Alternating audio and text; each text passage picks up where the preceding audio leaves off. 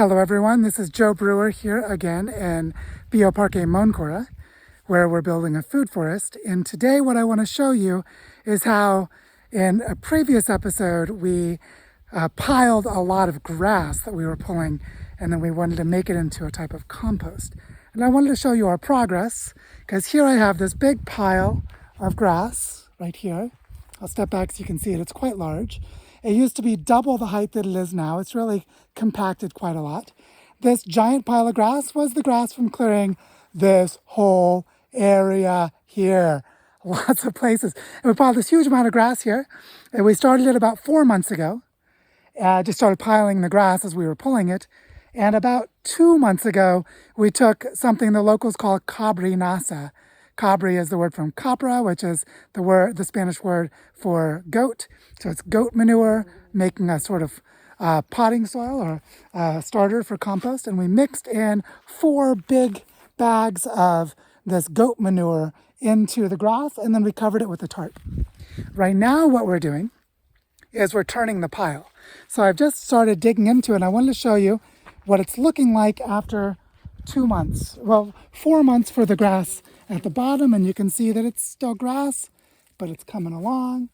And up here in this part, you can see that we're starting to get something that's a little soil-like, but it's early. And the idea here that's really important is we want to demonstrate that you can build everything you need from the site itself. So we're taking grass, like that grass over there, all that grass way over there.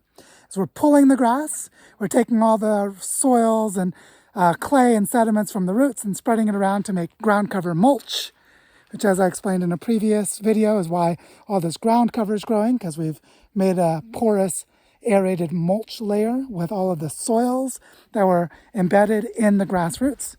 And then we piled the grass roots like this here, and we covered it with a tarp after mixing in some goat manure.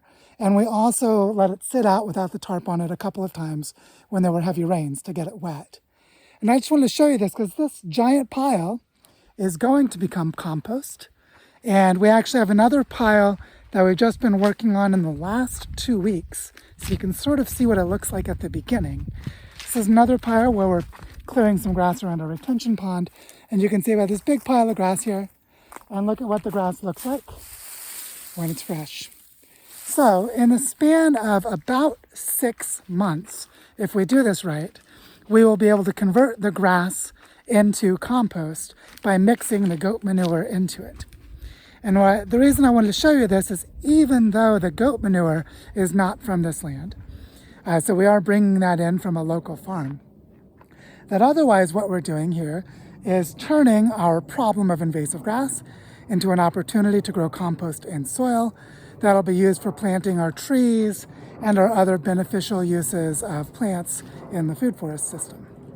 So I just wanted to show you this so you could see our progress, that right here next to our rainwater harvesting system, we have this big pile of grass making compost, and that we're able to build soil with materials from the site itself. So I hope this inspires you to think about creative ways to use your problem plants to be able to create something beneficial for regenerating the landscape where you are, and that this inspires you to go out and do some regenerative work yourself.